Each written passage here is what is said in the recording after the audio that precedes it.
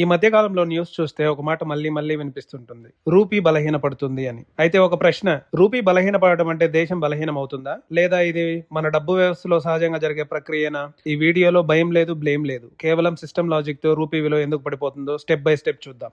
అసలు రూపీ విలువ అంటే ఏంటి? మొదటగా క్లారిటీ అవసరం. రూపీ విలువ అంటే మన కరెన్సీని ఇంకొక కరెన్సీతో పోల్చడం, ఎక్కువగా డాలర్ తో. ఉదాహరణకి 83 రూపాయలు ఒక డాలర్ తో సమానం. అంటే ఒక డాలర్ కొనడానికి 83 రూపాయలు అవసరం. ఇది మన దేశంలో ఉన్న వస్తువుల విలువ కాదు, ఇది ఒక గ్లోబల్ కంపారిజన్ టూల్ మాత్రమే. అసలు డాలర్ ఎందుకు ఇంత స్ట్రాంగ్ గా ఉంటుంది?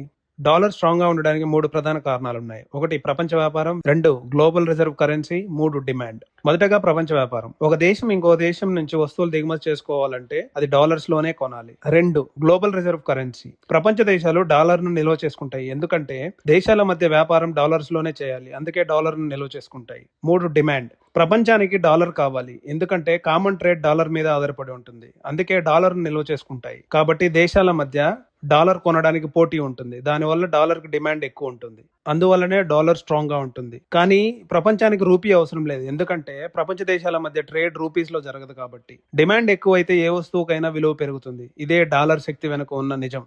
రూపీ ఎందుకు బలహీనపడుతుంది?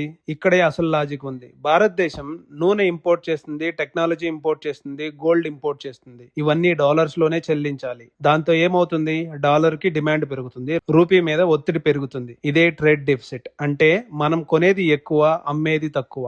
అదే సమయంలో మన డబ్బు సంఖ్య పెరుగుతుంది, ద్రవ్యోల్బణం ఉంటుంది. ఫలితం రూపీ నెమ్మదిగా విలువ కోల్పోతుంది. ఇది అకస్మాత్తుగా జరిగేది కాదు, ఇది సిస్టమ్ లోనే ఉన్న ప్రాసెస్.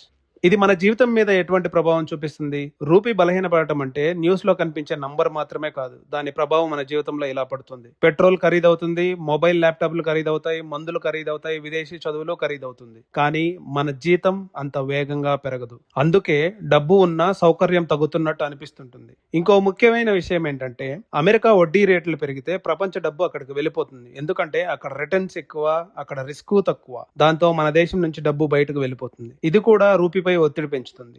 ఆర్బీఐ ఎందుకు కంట్రోల్ చేయలేకపోతుంది? చాలా మంది అనుకుంటారు ఆర్బీఐ ఉంది కదా, అది రూపీని కాపాడాలి కదా అని. కానీ నిజమేంటంటే ఆర్బీఐ రూపీని మేనేజ్ చేస్తుంది, కానీ ఫిక్స్ చేయలేదు. ఎందుకంటే global market, capital flows, dollar power ఇవన్నీ ఒక దేశం చేతిలో ఉండవు. అందుకే రూపాయి పడిపోవడాన్ని ఆర్బీఐ తప్పు అనలేం.